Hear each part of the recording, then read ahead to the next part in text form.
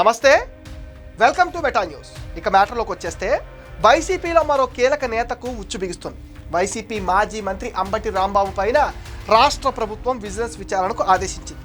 కూటమి ప్రభుత్వం red book రాజ్యాంగాన్ని అమలు చేస్తుందని, అందులో భాగంగానే వైసీపీ నేతలను వరుసబెట్టి అరెస్ట్ చేస్తున్నట్టు ఆరోపిస్తున్న అంబటి తనను కూడా అరెస్ట్ చేసుకున్నట్టు చాలా రోజులుగా ప్రభుత్వానికి సవాల్ విసురుతున్నారు. అందుకు తగ్గట్టుగానే ప్రభుత్వం విచారణకు ఆదేశించడంతో అంబటి టెన్షన్ ఫీల్ అవుతున్నారు. వైసీపీ ప్రభుత్వంలో మంత్రిగా ఉన్న సమయంలో అంబటి రాంబాబు భారీ ఎత్తున అక్రమార్జనకు పాల్పడ్డారనే ఆరోపణలు ఉన్నాయి. రియల్ ఎస్టేట్, ఉద్యోగుల బదిలీలు, కోడి పందాల వరకు అంబటి అక్రమాలు సాగాయన్న ఆరోపణలు కూడా వచ్చాయి. కూటమి ప్రభుత్వం అధికారంలోకి వచ్చిన తర్వాత విజిలెన్స్ ఎన్ఫోర్స్మెంట్ విభాగానికి ఇబ్బడి ముబ్బడిగా ఫిర్యాదులు రావడంతో కదలిక ప్రారంభమైంది. అంబటి అవినీతి వ్యవహారం తేల్చాలని ప్రభుత్వం ఆదేశించడంతో విజిలెన్స్ అధికారులు రంగంలోకి దిగిపోయారు. నెల రోజుల్లోగా నివేదిక సమర్పించాలని విజిలెన్స్ అధికారులకు సర్కార్ సూచించింది. జగనన్న కాలనీల భూముల కోసం కొనుగోలులో అక్రమాలకు పాల్పడ్డారని అంబటి రాంబాబు పైన ఆరోపణలు వచ్చాయి. రియల్ వెంచర్లో ల్యాండ్ కన్వర్షన్కు ఎకరాకు 5 లక్షలు డిమాండ్ చేసినట్టుగా ఫిర్యాదులు కూడా వచ్చాయి. ముగ్గురాయి వ్యాపారులను ముక్కు పిండి మరీ కోట్ల రూపాయలు వసూలు చేసినట్టుగా ఫిర్యాదులున్నాయి. జగనన్న కాలనీల కోసం ఎకరా 10 లక్షలకు కొనుగోలు చేసి అదే భూమిని ప్రభుత్వానికి ఎకరం 30 లక్షలకు అమ్మి సొమ్ము చేసుకున్నారు. ప్రైవేట్ వ్యాపారులను ఆయన బెదిరించి వసూళ్లు సాగించినట్టుగా ఆరోపణలు కూడా వచ్చాయి.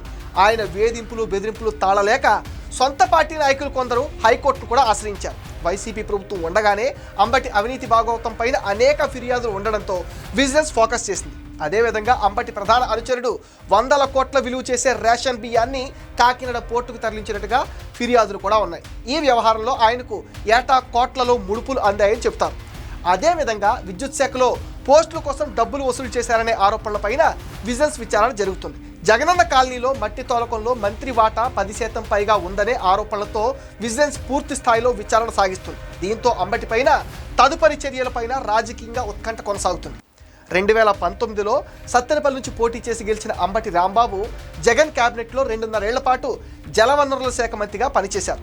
ఆయన నీటిపారుదల శాఖ మంత్రిగా కన్నా నోటిపారుదల శాఖ మంత్రిగానే ఎక్కువగా పాపులర్ అయిపోయారు. ఇరిగేషన్ మీద కనీసం పరిజ్ఞానం లేని అంబటి అప్పట్లోనే అబాస్ పాలయ్యాడు. అంతేకాదు, అంబట్లో ఇంకా చాలా కళలే ఉన్నాయి. సంబరాల రాంబాబుగా, అరగంట రాంబాబుగా ప్రత్యర్థులు ఇప్పటికీ ఆయన్ని పైన సెటైర్లు గుప్పిస్తూ ఉంటారు. గత ఎన్నికల్లో మరోసారి సత్తెనపల్లి నుంచి పోటీ చేసి అంబటి ఘోరంగా ఓడిపోయారు. అంబటిపై వచ్చిన అవినీతి ఆరోపణల నేపథ్యంలో ఆయనకు టికెట్ ఇవ్వద్దని అప్పట్లో స్థానిక వైసీపీ నేతలు అధిష్టానానికి ఫిర్యాదులు కూడా చేశారు. అంబటిపైన తీవ్ర వ్యతిరేకత ఉందని చెప్పినా జగన్ వినిపించుకోలేదు. సీన్ కట్ చేస్తే ఎన్నికల తర్వాత అంబటి రాంబాబుని సత్తెనపల్లి ఇన్ఛార్జ్ బాధ్యతల నుంచి తప్పించిన జగన్ ఆయన్ను గుంటూరు వెస్ట్కు మార్చారు.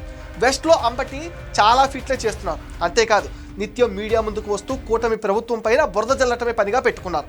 ఇటీవల పులివెందల ఒంటిమిట్ట జెడ్పీటీసీ ఉప ఎన్నికల సందర్భంగా ఫేక్ వీడియో పెట్టి అంబటి అడ్డంగా దొరికిపోయారు.